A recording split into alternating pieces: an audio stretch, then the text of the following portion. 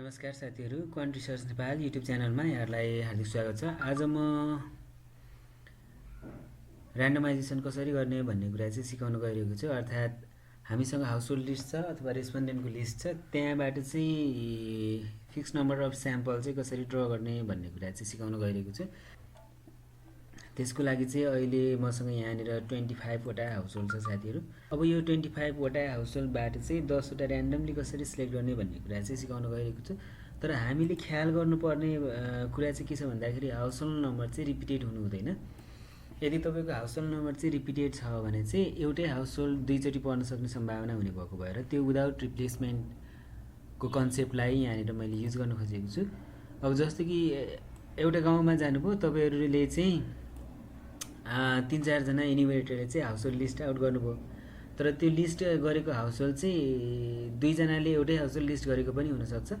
अहिलेको लागि चाहिँ यहाँनिर हाउसहोल्ड नम्बर मात्र छ, तर त्यो हाउसहोल्ड हेडको नाम अरू डिटेल कुराहरूले चाहिँ त्यो हाउसहोल्ड रिपिट छ कि छैन भन्ने कुरा चाहिँ तपाईँले डिटरमाइन गर्न सक्नुहुन्छ।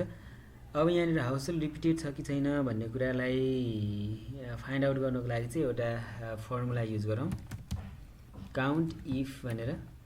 काउन्ट इफ फर्मुला हालेर तपाईँले यहाँबाट यो यसरी होल सिलेक्ट गरेर यहाँनिर कमा राख्नुहोस् फर्मुला बारमा।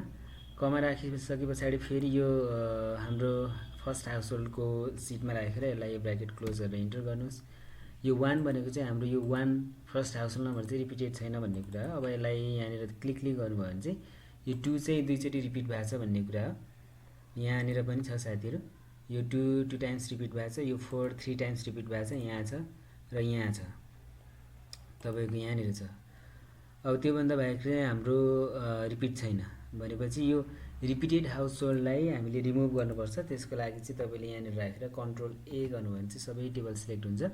अब डेटामा गएर तपाईँले यहाँनिर गएर रिमुभ डुप्लिकेट्स गरेर चाहिँ गर्न सक्नुहुन्छ। अहिलेको लागि चाहिँ हाम्रो हाउसहोल्ड नम्बर चाहिँ रिपिटेड छ, त्यसलाई रिमुभ गर्ने हो। हाउसहोल्ड नम्बर कोलमलाई यहाँनिर 3 duplicates values found and remove 22 unique values remain भनेको छ। अब यो हाम्रो इनिसियली चाहिँ हाम्रो कति 25 वटा हाउसहोल्ड थियो, तर अहिले रिडक्सन भएर 22 हाउसहोल्डमा झरेको छ। अब यहाँबाट चाहिँ हामीले ऱ्यान्डमली 10 वटा हाउसहोल्ड सिलेक्ट गर्नुपर्छ। भनेको out of 22 HH we are going to select 10 HH randomly।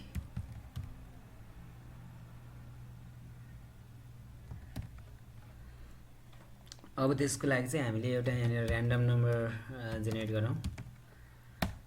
त्यसको लागि तपाईँले केही गर्नु पर्दैन, इक्वल टु ऱ्यान्ड गरेर यसलाई ब्र्याकेट क्लोज गरेर इन्टर गरिदिनुहोस्। यसले ऱ्यान्डम नम्बर जेनेरेट गर्छ।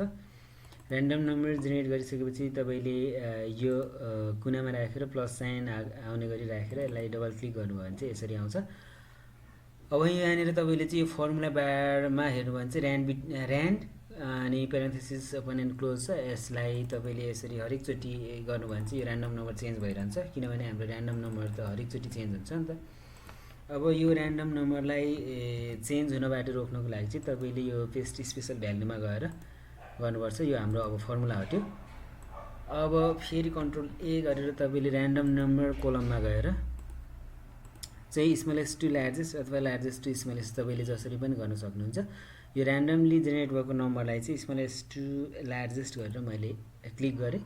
अब तपाईँले चाहिँ जम्मा यहाँबाट 10 वटा हाउसहोल्ड चाहिँ सिलेक्ट गर्नुपर्ने छ भनेपछि 9 10। अब तपाईँले यहाँ हेर्नुभयो भने चाहिँ एभरेज 10 छ। काउन्ट भनेको चाहिँ हाम्रो 10 वटा हाउसहोल्ड, त्यसको साउन्ड चाहिँ 100 पुगेको छ।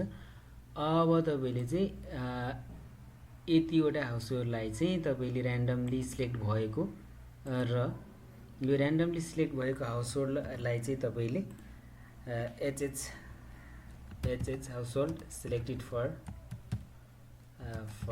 द इन्टरभ्यू गरेर चाहिँ तपाईँले यसरी अर्को एउटा नयाँ लिस्ट चाहिँ क्रिएट गरेर अब तपाईँले चाहिँ आफ्नो स्टडी पर्पजको लागि चाहिँ यहाँनिर ऱ्यान्डम नम्बर चाहिँ यसरी 10 वटा चाहिँ ऱ्यान्डमली हाउसहोल्ड सिलेक्ट गरेर चाहिँ तपाईँले अब यो तपाईँको लिस्टेड हाउसहोल्डमा गएर चाहिँ इन्टरभ्यू गर्न सक्नुहुन्छ। यो चाहिँ एकदमै सजिलो र एकदमै छिटो तरिकाबाट चाहिँ कसरी हाउसहोल्ड अथवा रेस्पोन्डेन्टलाई ऱ्यान्डमाइज गरेर इन्टरभ्यू गर्ने भन्ने मेथड हो। अब अर्को भिडियोमा चाहिँ अरू इस्युजहरू कभर गरेर म भिडियो अपलोड गर्नेछु भन्दै आजको लागि चाहिँ बिदा हुन चाहन्छु। धन्यवाद।